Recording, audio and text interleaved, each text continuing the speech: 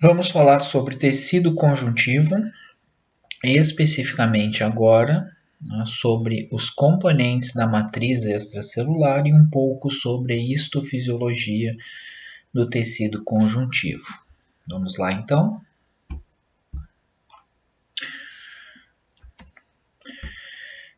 Componentes da matriz extracelular. Os componentes da matriz extracelular são as fibras e a substância fundamental. Falaremos primeiro sobre as fibras.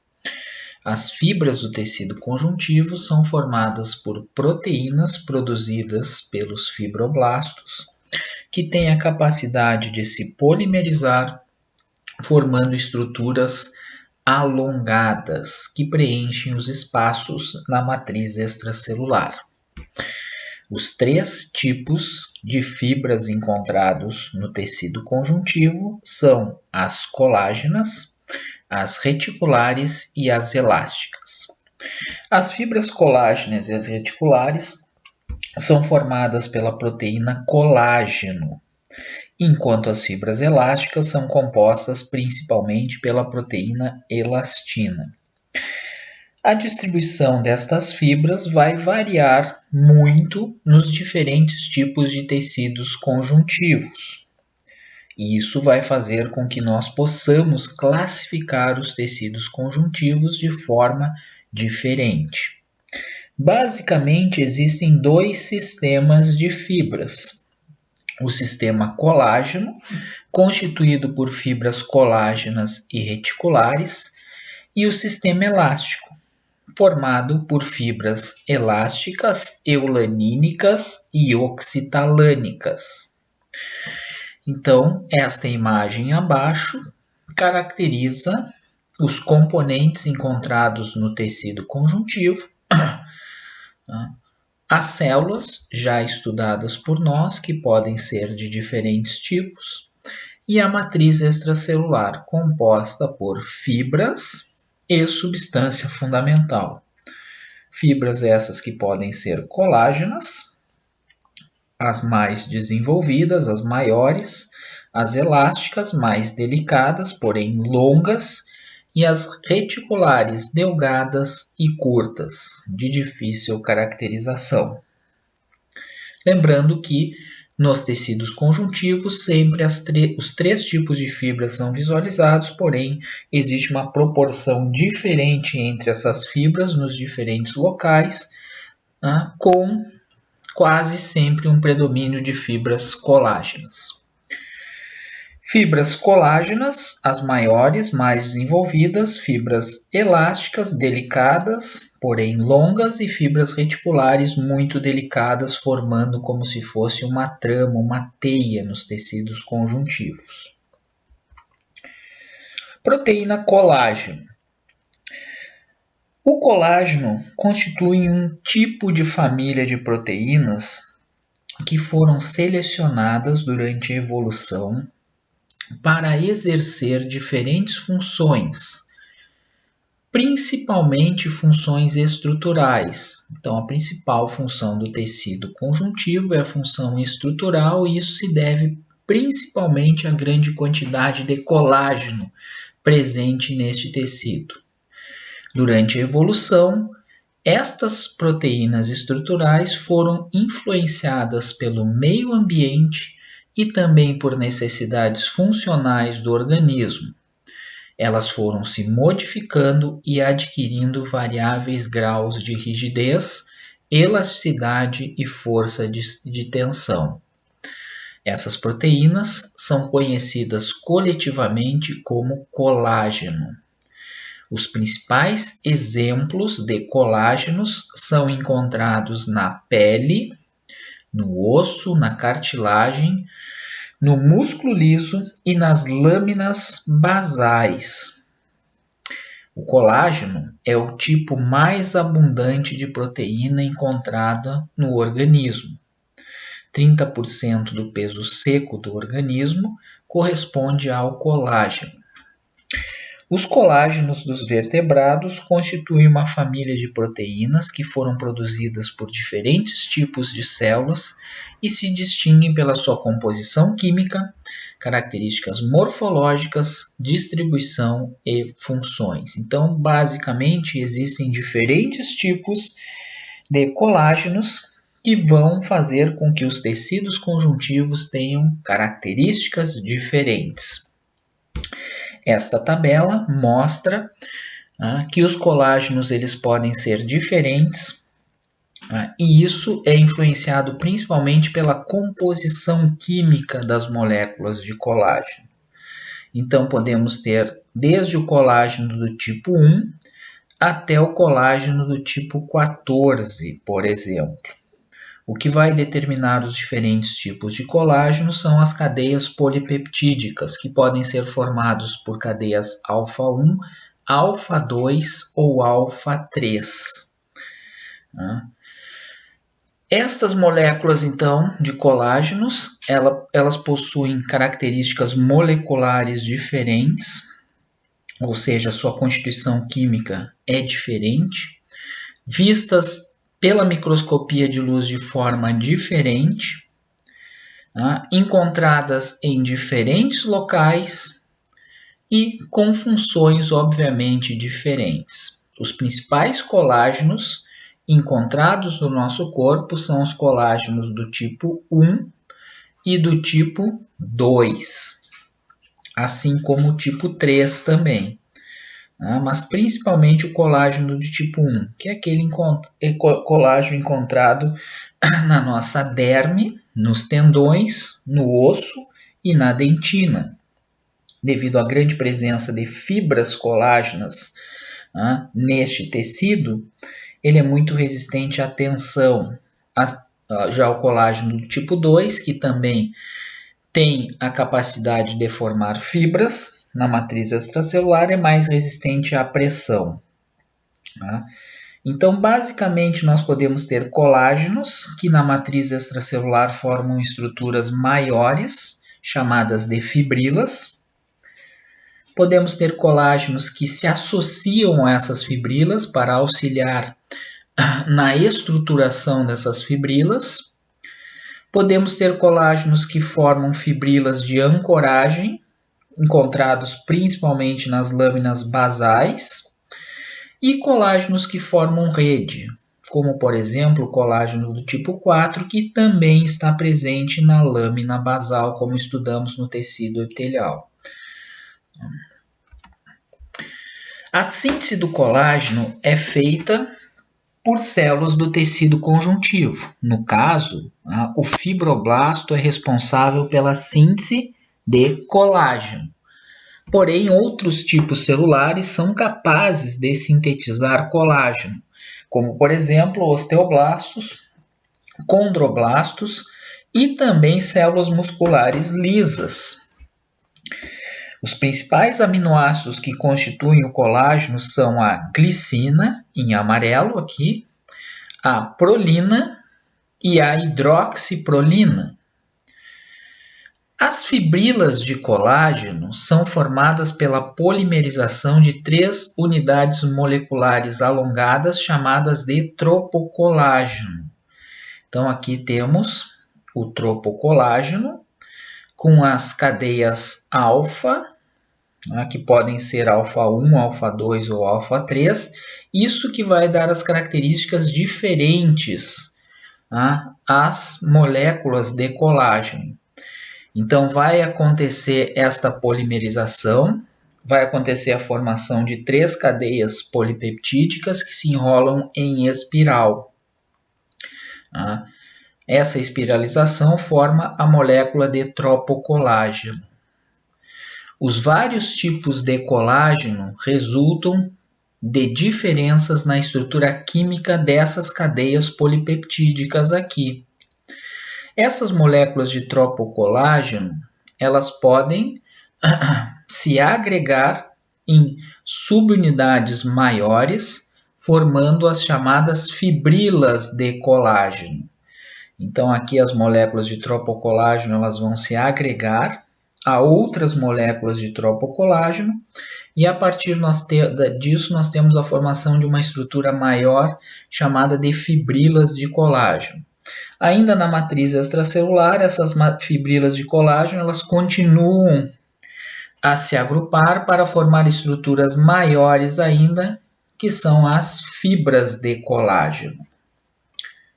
Nos colágenos 1, 2 e 3, então o tropocolágeno forma primeiramente microfibrilas que se juntam para formar estruturas maiores, que são as fibrilas. As fibrilas de colágeno são estruturas finas, alongadas, com diâmetro variável e podem atingir vários micrômetros de extensão. Possuem normalmente estriações transversais vistas ao microscópio eletrônico. Essas estriações elas contêm uma periodicidade característica determinada pela sobreposição das moléculas de tropocolágeno, aqui ó, à direita. As faixas escuras, aqui, devido à presença de aminoácidos ricos em radicais químicos livres, vão aparecer desta forma, principalmente em micrografias eletrônicas. Nos colágenos 1 e 3, as fibrilas se associam para formar estruturas maiores, que são as fibras. Já o colágeno 2, que forma principalmente as cartilagens, acontece apenas a formação de fibrilas. Não chegam a se formar fibras. Já o colágeno do tipo 4, encontrado nas lâminas basais, não forma nem fibras nem fibrilas. As moléculas de tropocolágeno se associam formando uma trama complexa que vai dar origem à estruturação das lâminas basais. Então aqui, representando primeiramente as moléculas de tropocolágeno, que elas vão se unindo para formar uma fibrila de colágeno, que é uma estrutura maior. As fibrilas elas continuam a se unir para formar as fibras de colágeno encontradas na matriz extracelular da maior parte dos tecidos conjuntivos. Processo de síntese do colágeno. O processo de síntese do colágeno ele é bastante complexo. E o colágeno é produzido pelo fibroblasto. Envolve várias etapas e várias reações químicas. Então, de acordo com a codificação do RNA-M, poliribossomos ligados à membrana plasmática do retículo endoplasmático rugoso sintetizam cadeias polipeptídicas, chamadas de pré-procolágeno, que crescem para o interior das cisternas. Logo após a liberação da cadeia na cisterna do retículo endoplasmático rugoso, se forma o procolágeno. Aqui. À medida que as cadeias alfa se formam, ocorre hidroxilação de prolinas e lisinas. O processo de hidroxilação se inicia logo que a cadeia atinge certo comprimento e ainda está ligada ao ribossomo, e prossegue após a sua liberação da cisterna do retículo. Num segundo momento, a hidroxilisina se forma e começa a sua glicosilação. Cada cadeia alfa é sintetizada com 2 peptídeos de registro, aqui e aqui, tá? Em uma das extremidades amino e carboxil. Tem a função de alinhar as cadeias peptídicas. Tá? São os peptídeos de registros que garantem que as cadeias peptídicas se arranjem de maneira apropriada para formar a tríplice hélice, que resulta na formação de procolágeno. É mais longa que o colágeno, mais duro, solúvel e que não se agrega. Isso impede a formação de fibrilas de colágeno no interior da célula, pois isso é muito importante. Então, esses peptídeos de registro aqui, impedem que esta molécula aqui continue a se polimerizar. Posteriormente, o procolágeno é transportado em vesículas desde o Golgi até a membrana plasmática e exocitado, né, para a matriz extracelular. Então vejam bem, ó, o procolágeno é exocitado até a matriz extracelular e aqui o procolágeno sai da célula. No meio extracelular, os peptídeos de registro eles são removidos, tá, por proteases, formando-se finalmente o tropocolágeno. Esse tropocolágeno é capaz então agora de se polimerizar para formar as fibrilas de colágeno. Nos colágenos 1 e 3, as fibrilas se agregam espontaneamente para formar fibras. A estrutura fibrilar é reforçada pela formação de ligações covalentes entre as moléculas de tropocolágeno. Então, todo esse é o processo de síntese do tropocolágeno, que sai para a matriz extracelular, que vai se agrupar com outras moléculas de tropocolágeno para formar as fibras de colágeno.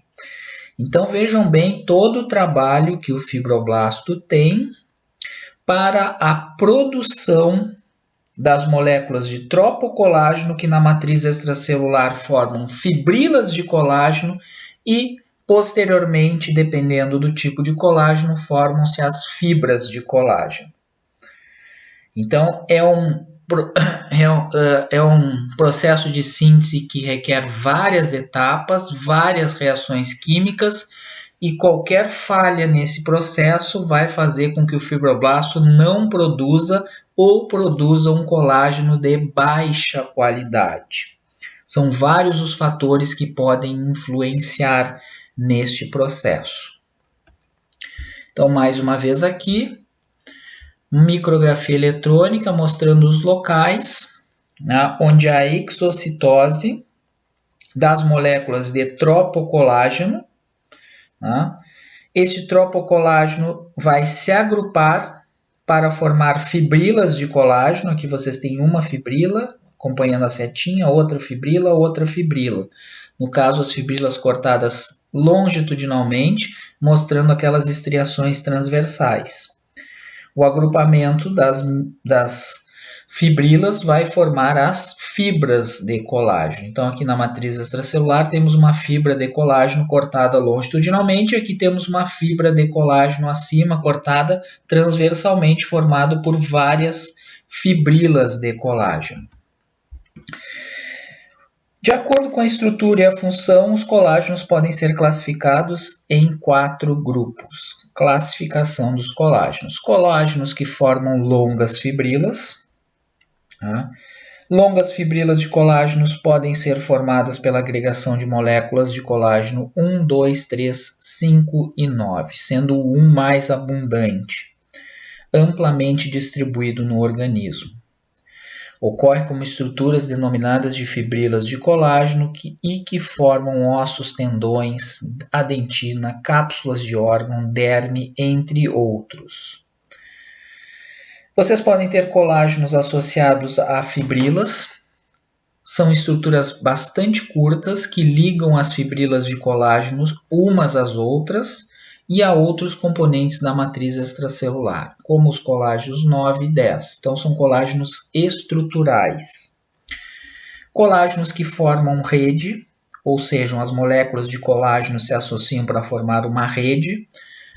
Colágeno do tipo 4, que vai formar as lâminas basais. Então, acontece a formação da rede de colágeno do tipo 4. Posteriormente, outros elementos se ligam a essa rede para formar as lâminas basais, que separam os epitélios dos tecidos conjuntivos. E podemos ter os colágenos de ancoragem, como o colágeno do tipo 7, que está presente nas fibrilas que ancoram as fibras de colágeno e a lâmina basal. Com relação à histofisiologia, podemos ter problemas no processo de síntese do colágeno pelo fibroblasto. Devido ao grande número de passos envolvidos, então, na síntese do colágeno, Pode ser que haja um aumento da possibilidade de defeitos durante esse processo, quer seja por falha enzimática, ou no retículo endoplasmático rugoso ou no complexo de Golgi, ou por processos patológicos. Então, podemos ter um processo de síntese aumentado ou diminuindo. Nos queloides, aqui abaixo, essas duas imagens, ocorre um processo de síntese muito grande de colágeno após lesões.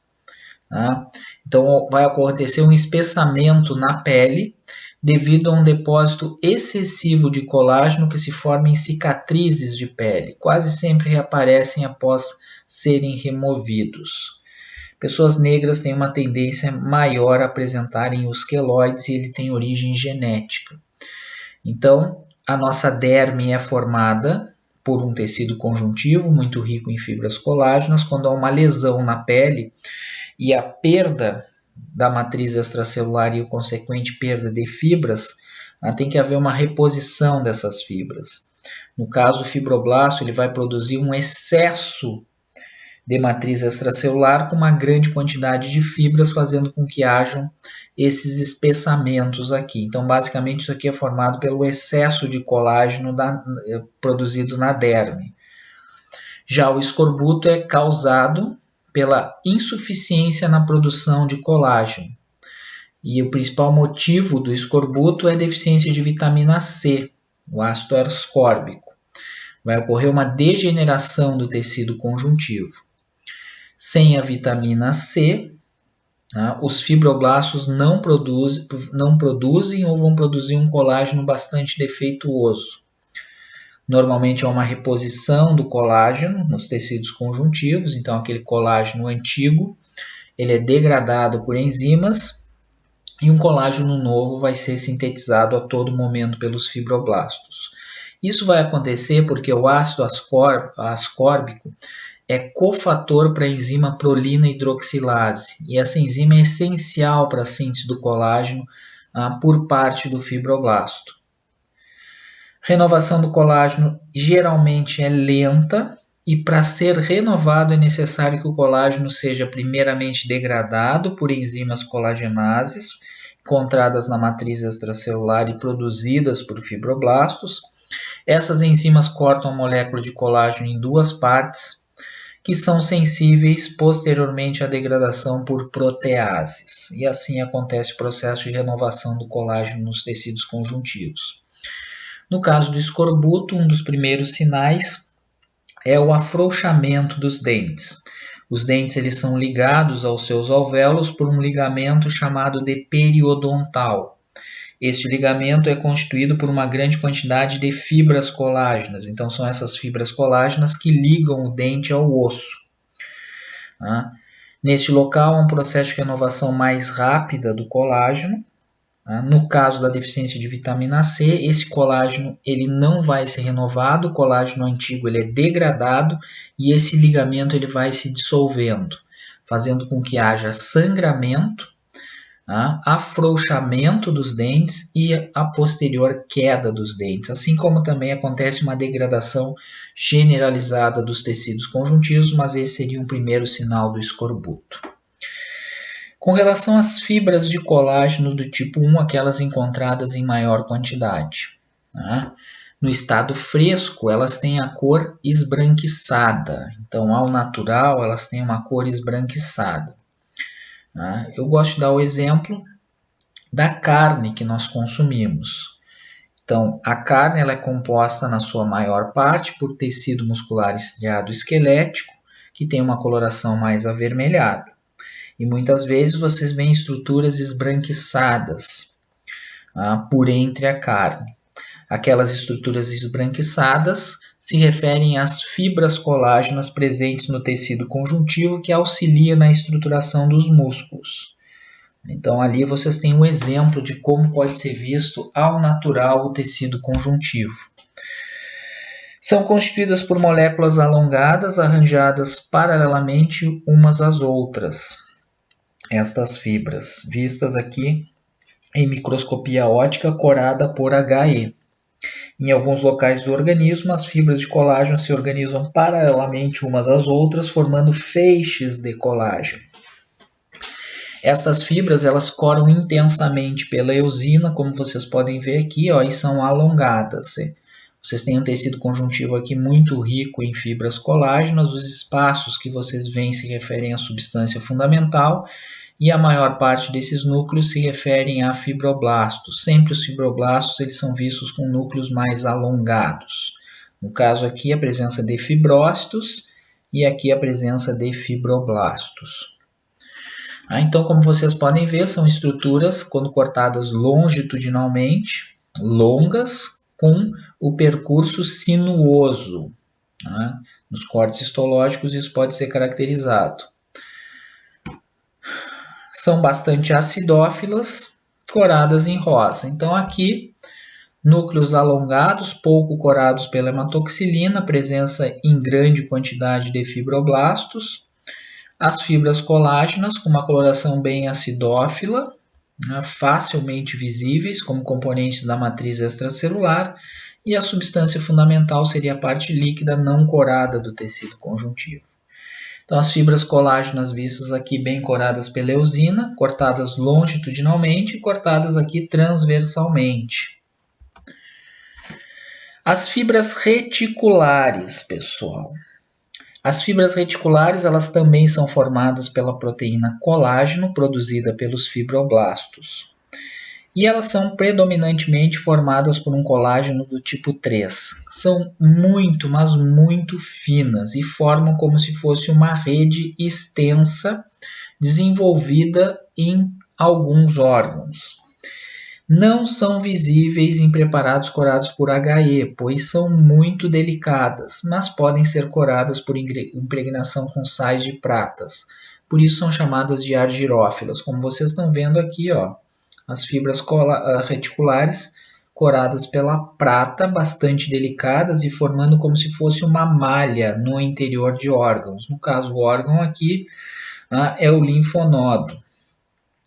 Compostas então predominantemente por colágeno do tipo 3, e esse colágeno está associado a um elevado teor de glicoproteínas e proteoglicanas ao redor, que vão constituir a substância fundamental amorfa. Em microscopia eletrônica, se nota que essas fibras elas são formadas por finas fibrilas que estão frouxamente arranjadas, unidas por pontes compostas de glicoproteínas e proteoglicanas. Bastante abundantes no músculo liso, no endoneuro. Então, o endoneuro é o tecido conjuntivo que envolve o axônio de um neurônio, e também em trabéculas de órgãos hematopoiéticos. As fibras reticulares constituem uma delicada rede ao redor de algumas células de órgãos parenquimatosos, ou seja, de órgãos que apresentam células funcionais no seu interior, como por exemplo fígado e baço. Tem um diâmetro muito pequeno e uma disposição frouxa.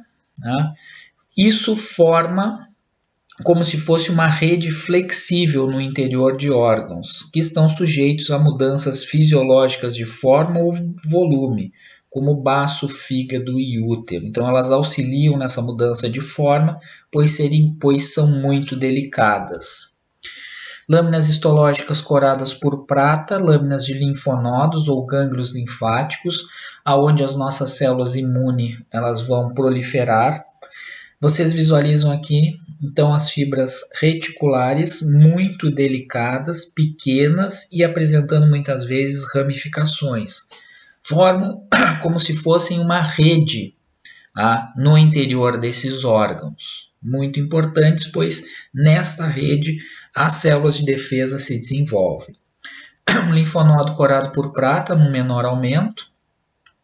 Um aumento subsequente, vocês veem aqui os núcleos das células que se desenvolvem dentro dos linfonodos, principalmente linfócitos, e as fibras reticulares bastante delicadas, coradas por prata. Num maior aumento, notem que essas fibras elas são curtas, tortuosas e ramificadas, e formam uma malha para a proliferação dos linfócitos no interior dos linfonodos. Da mesma forma aqui, as fibras reticulares são vistas dessa maneira, coradas por prata no interior de um linfonodo. Também o baço e o fígado internamente apresentam uma grande proporção de fibras reticulares. E, finalmente, as fibras elásticas, ou o sistema elástico. O sistema elástico é composto por 3 tipos de fibras: oxitalânicas, eulanínicas e elásticas. Esta imagem aqui acima, né, de microscopia eletrônica, mostra para vocês como o sistema elástico ele é formado. Então, o fibroblasto é responsável pela síntese desses 3 tipos de fibras. Num primeiro momento, se formam as fibras oxitalânicas aqui acima.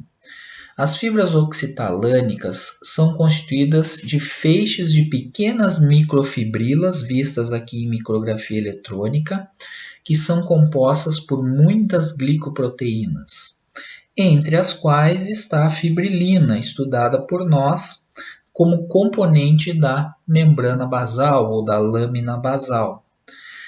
Estas fibras oxitalânicas formam o arcabouço necessário para a deposição posterior da elastina.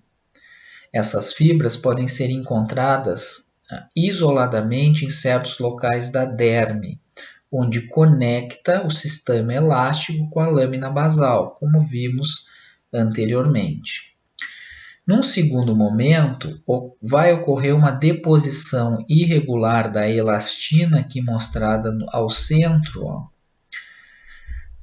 entre as fibras oxitalânicas, formando as chamadas fibras eulanínicas. Então, notem aqui, as fibras, a elastina ela começa a ser depositada de forma irregular por entre as microfibrilas, o que vai caracterizar a formação das fibras eulanínicas. Essas fibras são encontradas apenas ao redor de algumas glândulas sudoríparas e também em locais da derme. E, finalmente, quando a elastina toma conta de todo o arcabouço das microfibrilas, nós vamos ter aqui a formação da fibra elástica, certo? Estes são os componentes mais encontrados, mais numerosos do sistema elástico, e são essas fibras que vão nos interessar. As fibras oxitalânicas não possuem elasticidade, mas são resistentes às forças de tração. Já as fibras elásticas, elas se distendem facilmente quando tracionadas. Uma coisa que vocês devem compreender é que as fibras colágenas elas são muito resistentes. Quanto maior a quantidade de fibras colágenas, maior a resistência do tecido conjuntivo a forças de tração, a forças de pressão. Já as fibras elásticas, como elas têm uma grande distensibilidade, elas dão uma elasticidade maior, uma maleabilidade maior ao tecido conjuntivo. Os fibroblastos são as células produtoras da elastina, porém células do músculo liso de vasos sanguíneos também produzem esta proteína. A elastina ela é muito rica em glicina e prolina e contém mais 2 aminoácidos incomuns ao colágeno, a desmosina e a isodesmosina. Então aqui temos uma lâmina histológica, de derme, onde nós temos uma grande quantidade de fibras colágenas, coradas aqui pela eosina, e por entre as fibras colágenas temos também as fibras elásticas, em menor quantidade, mas responsáveis pela elasticidade da pele.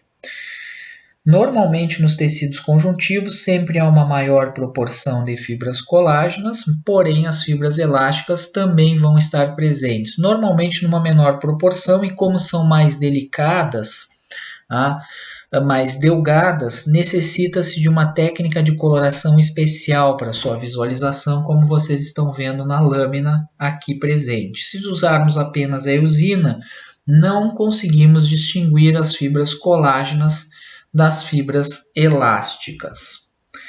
Esta imagem aqui mostra para vocês a parede de uma artéria de grande calibre.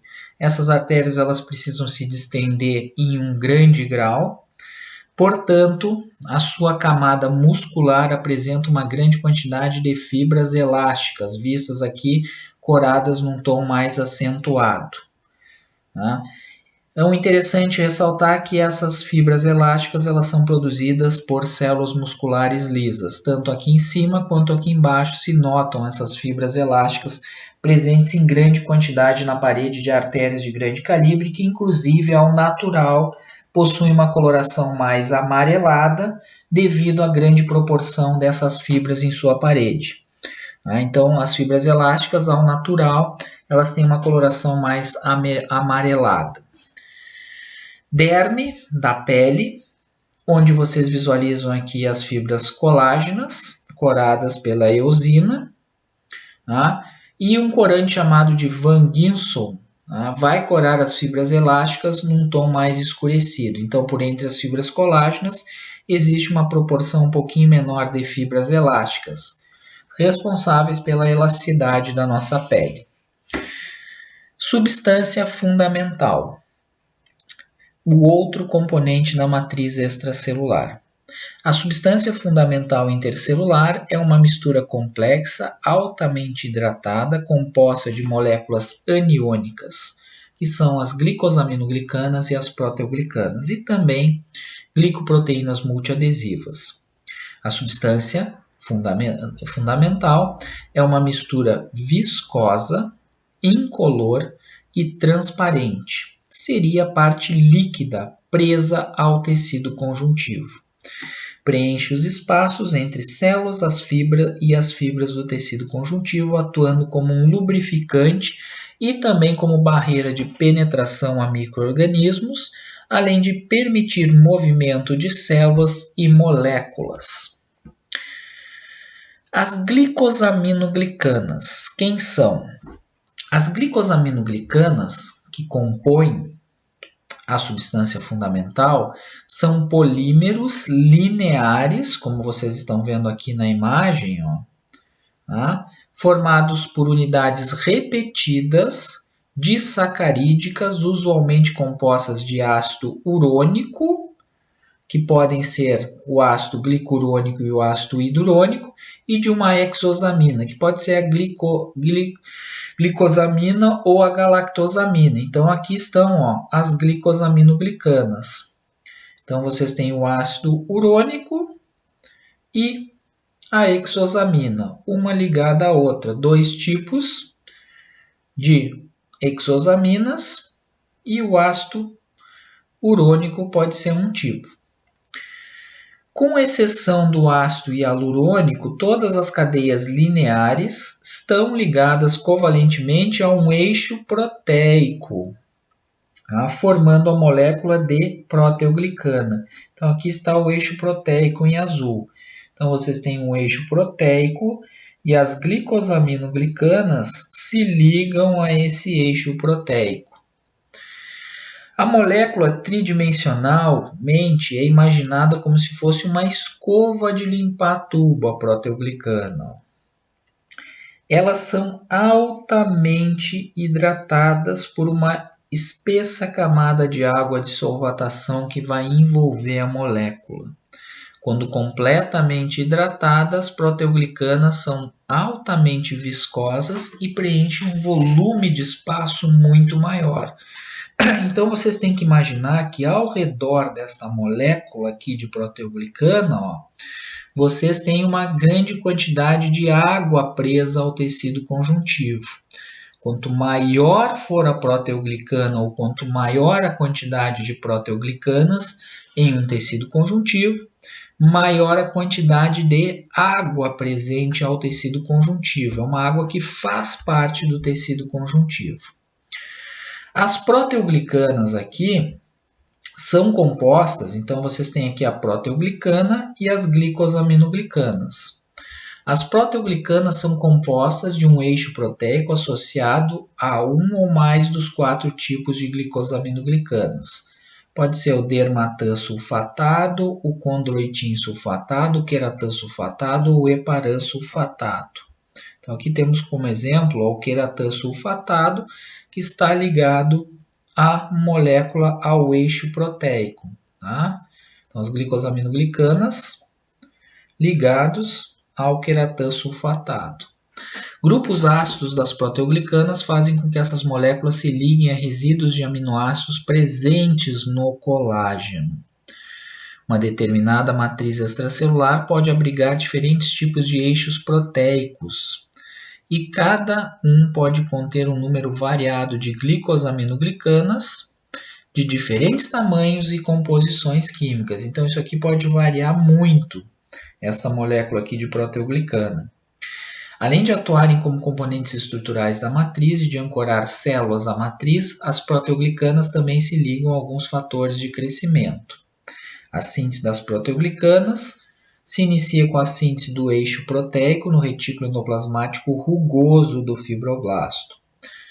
A glicolização se inicia ainda no retículo endoplasmático rugoso, é completada no Golgi, onde ocorre o processo de sulfatação e finalmente a exocitose desta molécula para a matriz extracelular.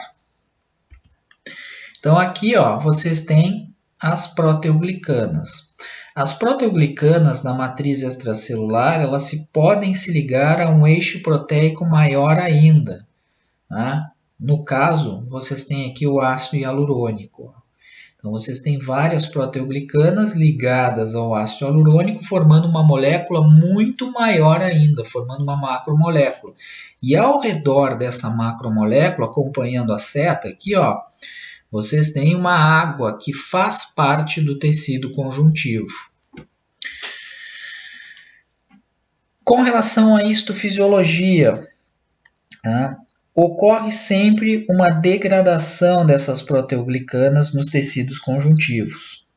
Então não pode haver um acúmulo das proteoglicanas. Essa degradação é feita por enzimas chamadas de glicosidases. A principal,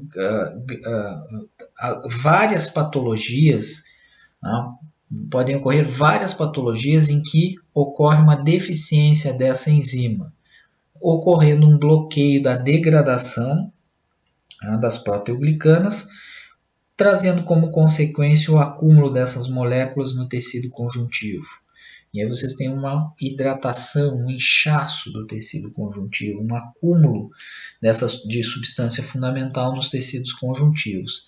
As síndromes de Hurler, Hunter e Sanfilippo podem causar isso. Interessante ressaltar também que algumas bactérias são capazes de produzir uma enzima chamada de hialuronidase. Então, quando essas bactérias penetram no tecido conjuntivo, essa hialuronidase, ela vai hidrolisar o ácido hialurônico. Essas bactérias, se dizem, têm um grande poder invasivo. A substância fundamental é altamente viscosa e faz com que as bactérias elas migrem, elas se movam mais vagarosamente no tecido conjuntivo. Isso é importante porque no tecido conjuntivo nós temos células de defesa. Se a bactéria ela ficar maior tempo ali no tecido conjuntivo, as células de defesa têm um maior tempo para sua ação. No momento que ela quebra a substância fundamental, ela pode chegar mais rápido a vasos sanguíneos e se disseminar mais facilmente através do nosso corpo. Também presente na substância fundamental estão as glicoproteínas multiadesivas. Essas glicoproteínas são compostos de proteínas ligados a cadeias de glicídios. O componente proteico predomina geralmente nessas moléculas. Essas glicoproteínas multiadesivas desempenham um papel na interação entre células vizinhas em tecidos adultos. Então, faz com que células se liguem a outras, também nos tecidos embrionários, e ajudam as células a se aderirem a seus substratos. As duas glicoproteínas mais importantes encontradas no tecido conjuntivo são a fibronectina e a laminina, já estudadas por nós. A fibronectina é uma glicoproteína sintetizada por fibroblastos e algumas células epiteliais. Apresenta sítios de ligação para células, colágeno e glicosaminoglicanas, ou seja, a fibronectina aqui acima, ela auxilia na ligação dos componentes do tecido conjuntivo entre si. Já a laminina participa na adesão de células epiteliais à lâmina basal. As células interagem com componentes da matriz extracelular através de proteínas transmembranas. Essas proteínas são denominadas de integrinas, como vimos nos tecidos epiteliais, que se ligam ao colágeno, à fibronectina e à laminina. A ligação das integrinas com as moléculas da matriz extracelular é de baixa atividade, dependente principalmente do cálcio. Então, aqui foi reações de imunofluorescência, imunohistoquímica, tecido epitelial, aqui à direita de vocês, de revestimento. Abaixo nós temos um tecido conjuntivo, foi usado um marcador justamente para visualizarmos a laminina presente na lâmina basal e a laminina presente ao redor de células adiposas aqui. Da mesma forma, essa laminina é vista aqui abaixo no tecido conjuntivo. Então, foi utilizado um corante específico da imunofluorescência. Muito bem, pessoal. Então, estudamos os componentes da matriz extracelular, fibras e a substância fundamental. Temos também presente na matriz extracelular do tecido conjuntivo um fluido, um líquido, que é transitório no tecido conjuntivo. Esse líquido é chamado de fluido tissular. Da onde o fluido tissular vem? O fluido tissular ele vem de vasos sanguíneos. Então, basicamente, é o plasma sanguíneo que extravasa dos vasos e passa para os tecidos conjuntivos. Então, temos uma determinada quantidade de líquido presente nos tecidos conjuntivos que tem origem dos vasos sanguíneos. Então, a composição desse fluido tissular é muito semelhante ao plasma, tanto ao seu conteúdo em íons quanto às substâncias difusíveis. Contém uma pequena porcentagem de proteínas plasmáticas que passam através da parede dos vasos sanguíneos.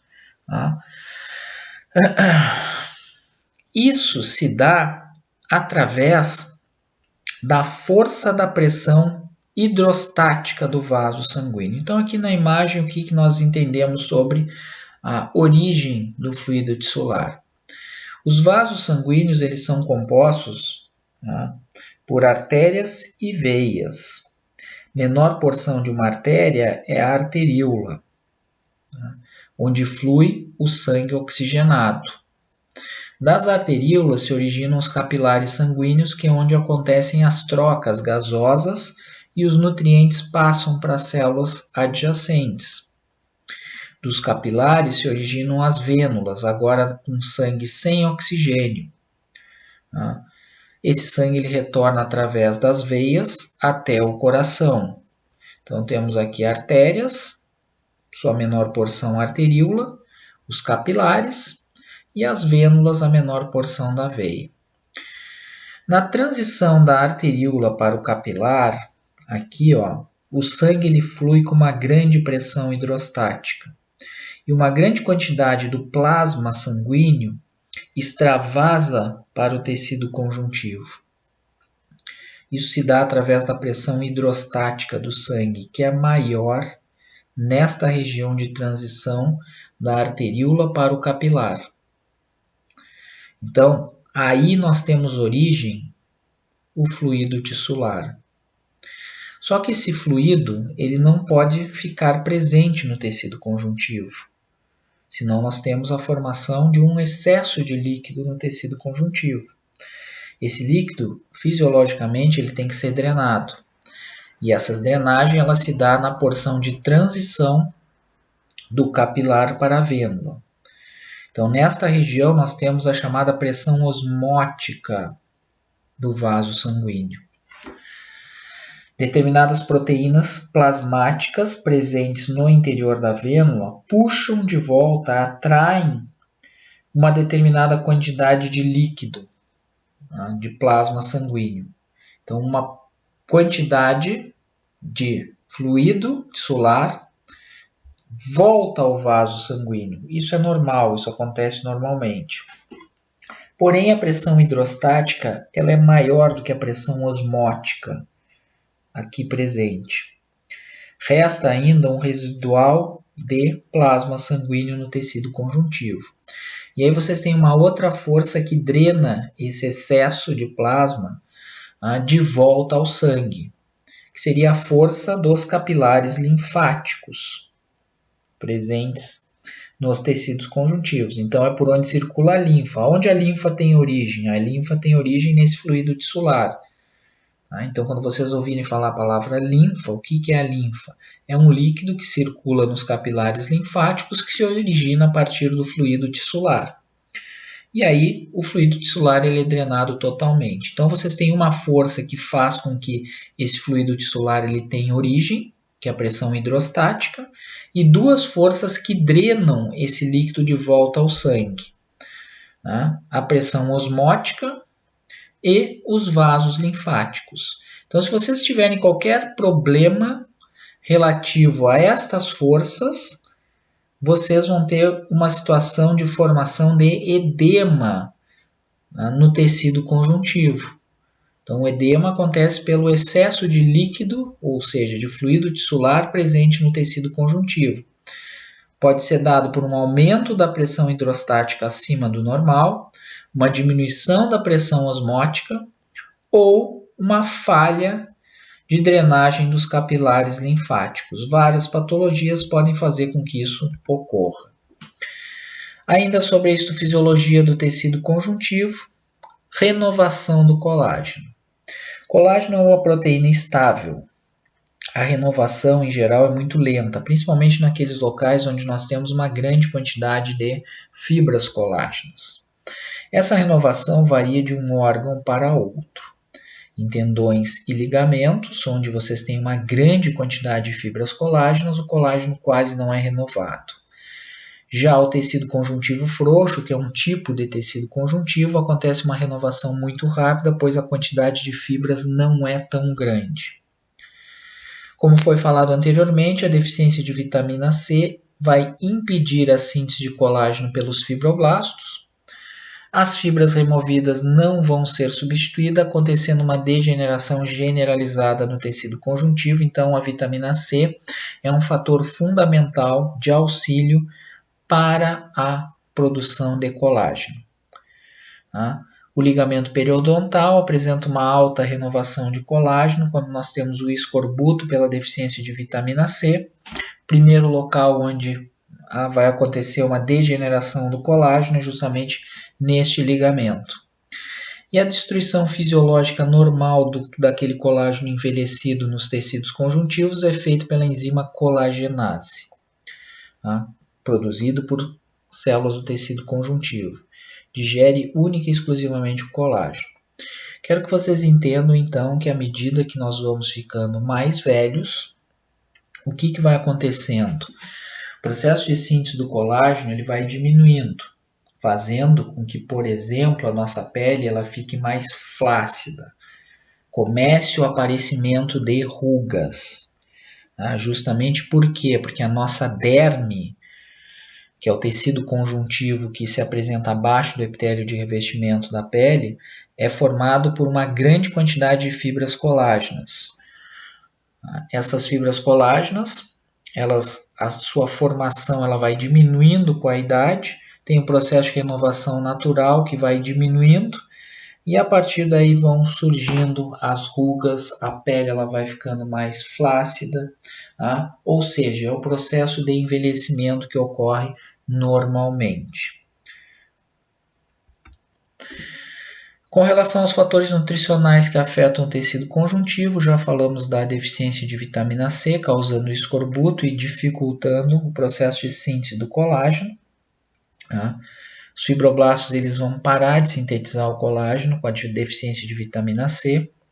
Fibras destruídas não são substituídas, isso porque o ácido ascórbico é um cofator das enzimas prolina hidroxilase e lisina hidroxilase, que são essenciais para o processo de síntese do colágeno naquelas reações enzimáticas que acontecem para a formação das moléculas de tropocolágeno no interior do fibroblasto. Tá? E ainda saibam sempre que uma das funções do tecido conjuntivo é de transporte de nutrientes, tá? Dos capilares para os tecidos e, consequentemente, para as células. Assim como transporta também catabólitos, que são produtos de refúgio do metabolismo das células, para os capilares sanguíneos. Então, você sempre nos tecidos conjuntivos vão ter os vasos sanguíneos e ao redor uma matriz extracelular composta por grande quantidade de substância fundamental amorfa, onde ocorre o movimento de moléculas. Dois hormônios bastante importantes atuam sobre o tecido conjuntivo. O cortisol, que é produzido pela camada cortical da adrenal, uma glândula endócrina cordonal, inibe diretamente a síntese de fibras do tecido conjuntivo. Isso explica o porquê dos corticoides não poderem ser administrados em pessoas que estão se recuperando de cicatrizes de cirurgias, E o hormônio adrenocorticotrófico ele vai atuar, ele é produzido na adenohipófise, ele atua na adrenal estimulando a secreção de cortisol, ou seja, ele atua indiretamente na adrenal, aumentando a produção de cortisol, fazendo com que haja uma diminuição na produção de fibras colágenas. Injeções de cortisol ou hormônio adrenocorticotrófico dificultam então a cicatrização de feridas e também atenuam a resposta inflamatória, isso nós vamos ver posteriormente. Pessoal, também com relação à histofisiologia, eu quero que vocês entendam que os processos inflamatórios eles ocorrem sempre nos tecidos conjuntivos. Os tecidos conjuntivos eles estão presentes em todos os nossos órgãos. Lembrando então que eles formam as cápsulas dos órgãos, eles formam trabéculas dos órgãos e por entre as células parenquimatosas dos nossos órgãos nós temos tecidos conjuntivos com uma grande quantidade de células de defesa. E ali são os locais que ocorrem as batalhas entre essas células e antígenos. A inflamação é caracterizada por uma reação celular e vascular contra substâncias estranhas que penetram no nosso corpo. Podem ser, por exemplo, bactérias patogênicas ou substâncias químicas irritantes. Ela inicia nos tecidos conjuntivos com uma liberação local de mediadores químicos da inflamação. São substâncias de diferentes origens, produzidas por células e também por proteínas plasmáticas, que vão induzir eventos característicos como aumento de fluxo sanguíneo, aumento de permeabilidade vascular, quimiotaxia e fagocitose, ou seja, a ação daquelas células já estudadas por nós. Os sinais clássicos da inflamação são a vermelhidão, o inchaço, o calor local, a dor e, no final das contas, pode haver a perda da função daquele local inflamado. E lâminas histológicas de tecidos conjuntivos que apresentam inflamação, vocês vão ver um chamado infiltrado inflamatório, um infiltrado leucocitário. Então vocês vão ver uma grande quantidade de células de defesa presentes no tecido conjuntivo, isso além do normal. Como vimos, então, o tecido conjuntivo ele contém células fagocitárias, que são os macrófagos, e células produtoras de anticorpos, que são os plasmócitos, que atuam nesses processos inflamatórios. A substância fundamental, ela representa uma primeira barreira à penetração de bactérias e partículas inertes devido à sua viscosidade.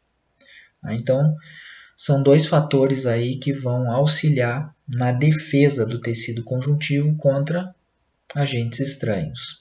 Como vimos, algumas bactérias produzem hialuronidase, fazendo com que haja quebra daquelas macromoléculas que compõem a substância fundamental amorfa, quebrando a viscosidade da substância fundamental e aumentando o poder invasivo dessas bactérias.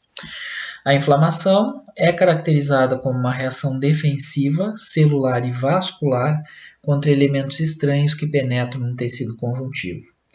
Isso ocorre, por exemplo, numa reação contra bactérias ou substâncias químicas irritantes. Normalmente nas inflamações ocorre elevação do fluxo sanguíneo, aumento da permeabilidade vascular, fazendo com que ocorra saída de macromoléculas, uma maior saída de fluido tissular, causando edema e, consequentemente, um aumento da temperatura da área afetada. Isso se deve ao aumento do fluxo sanguíneo local. Leucócitos passam em maior quantidade do sangue para o tecido conjuntivo, atraídos por substâncias quimiotáticas formadas na inflamação. Então, aqui o exemplo, um prego cravado na pele, passa pelo tecido epitelial de revestimento, nesse prego tinha presença de bactérias. Aí o que vai acontecer? Acontece toda uma reação celular contra essas bactérias. Estas células elas liberam determinadas substâncias que atuam na parede dos vasos sanguíneos, aumentando a permeabilidade vascular e também aumentando o fluxo sanguíneo. Se aumenta a permeabilidade vascular, maior quantidade de células de defesa presentes nos vasos sanguíneos passam para o tecido conjuntivo para tentar fazer a digestão dessas bactérias. Então, há todo um processo de comunicação, liberação de substâncias que atuam nos vasos sanguíneos, que atuam em células do sistema imune, fazendo com que haja uma reação específica contra esse determinado tipo de bactéria. Então, uma reação celular e uma reação vascular contra antígenos que penetrem no nosso corpo, e isso caracteriza a inflamação. Mesmo esquema aqui, bactérias penetram na pele. Numa segunda exposição, essa bactéria mastócitos liberam seus grânulos. Os grânulos aumentam a permeabilidade vascular e o fluxo sanguíneo local. Esses grânulos contêm substâncias quimiotáticas que atraem células de defesa. Especificamente, os neutrófilos são responsáveis pela fagocitose de bactérias, são chamados para esse local e fagocitam bactérias. Os macrófagos muitas vezes não conseguem fazer a fagocitose e a degradação da bactéria, funcionam como células apresentadoras de antígenos. Então, liberam determinadas substâncias chamadas de citocinas, que atuam em vasos sanguíneos, também aumentando permeabilidade e chamando os neutrófilos para fazer especificamente a neutralização do tipo bacteriano. Uma lâmina histológica de pele, num menor aumento, tecido epitelial de revestimento e o conjuntivo abaixo. Então notem, esse conjuntivo aqui ele não é tão povoado assim por células, vocês veem um grande infiltrado leucocitário nesse tecido conjuntivo que caracteriza uma inflamação. Então, quando há uma grande quantidade de células de defesa em um tecido conjuntivo, é sinal que vocês têm aí uma inflamação. Regeneração do tecido conjuntivo. Capacidade regenerativa do tecido conjuntivo acontece e vai ser observada quando a destruição deste tecido por lesões inflamatórias ou traumáticas, como por exemplo um corte. Os espaços deixados pela lesão são preenchidos por componentes da matriz extracelular. Muitas vezes, em determinados tecidos em que não há regeneração, acontece a formação de uma cicatriz de tecido conjuntivo, porque o tecido conjuntivo ele faz parte daquele tecido e é ele que vai cicatrizar aquela área afetada. As cicatrizações das incisões cirúrgicas vai depender da capacidade do conjuntivo de se regenerar.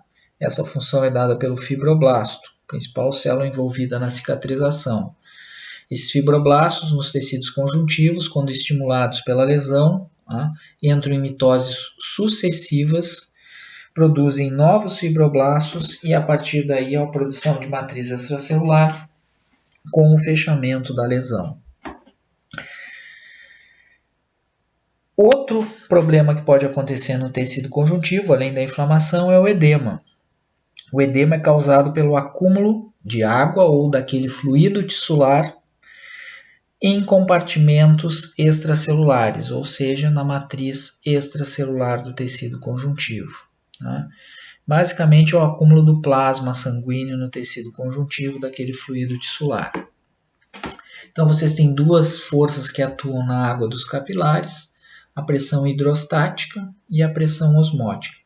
A pressão hidrostática ela ocorre na transição da arteríola para o capilar sanguíneo, e faz com que o plasma sanguíneo extravase para o tecido conjuntivo, ficando presente na matriz extracelular. Esse plasma ele tem que ser drenado de volta ao vaso sanguíneo e essa drenagem se dá através da pressão osmótica, que ocorre na transição do capilar para a vênula. Ela é exercida principalmente por uma proteína, né, plasmática, chamada de albumina. Essa proteína ela atrai de volta este plasma presente na matriz extracelular do tecido conjuntivo de volta ao vaso sanguíneo. Então, vocês têm a pressão hidrostática fazendo com que líquido saia e a pressão osmótica fazendo com que esse líquido volte ao plasma sanguíneo, e isso fisiologicamente vai sempre acontecendo. Como a pressão osmótica é menor que a pressão hidrostática, vocês têm um residual de fluido tissular no tecido conjuntivo e são os capilares linfáticos os responsáveis por fazer a drenagem desses residuais. Então, quando houver um desequilíbrio nessas três forças que atuam no controle do fluido tissular, vocês têm uma condição chamada de edema. O edema nada mais é do que acúmulo de líquido no tecido conjuntivo. Então, o exemplo mais comum que eu posso dar para vocês aqui, né, é o seguinte. O edema ele se dá quando, por exemplo, nós sofremos um traumatismo em uma determinada região do corpo, uma batida. Como, por exemplo, na cabeça. Se nós batermos a cabeça com força em algum local, nasce o chamado galo. Nada mais é do que um edema. O que aconteceu devido a esse traumatismo? Aconteceu o rompimento de pequenos vasos sanguíneos. Se houve rompimento de pequenos vasos sanguíneos, aconteceu uma saída maior de plasma para o tecido conjuntivo. A pressão osmótica não é capaz de drenar esse excesso de plasma, muito menos a força dos capilares linfáticos. Então, se aumentou a saída de líquido do vaso sanguíneo, que se rompeu para o tecido conjuntivo e não houve a drenagem. O que começa a acontecer? Começa a acontecer o acúmulo de líquido e, consequentemente, o inchaço. Então, isso aí nada mais é do que o edema, tá bom? Então, aqui explicando como se dá o edema. Então, aquelas forças todas que vão atuar, já foi falado sobre isso, da pressão hidrostática, da pressão osmótica e a força dos capilares linfáticos. Lembrando que sempre precisa haver um equilíbrio entre as três. E aqui essa imagem mostrando o edema pulmonar. Uma lâmina histológica de edema pulmonar. Então, aqui já temos um pulmão lesado, certo? Aqui acontece um processo de fibrose do pulmão. E aqui uma imagem com edema pulmonar. Vocês teriam os alvéolos pulmonares aqui ao centro, eles teriam que estar sem nada dentro. No caso, vocês têm uma grande quantidade de líquido. Essa substância acidófila aqui é líquido, caracterizando o edema pulmonar. Então, aqui é onde ocorrem as trocas gasosas. No momento que eu tenho líquido dentro do alvéolo pulmonar, essa troca ela não consegue ser feita. A pessoa pode ter uma parada respiratória. Muito bem, então, segunda parte da aula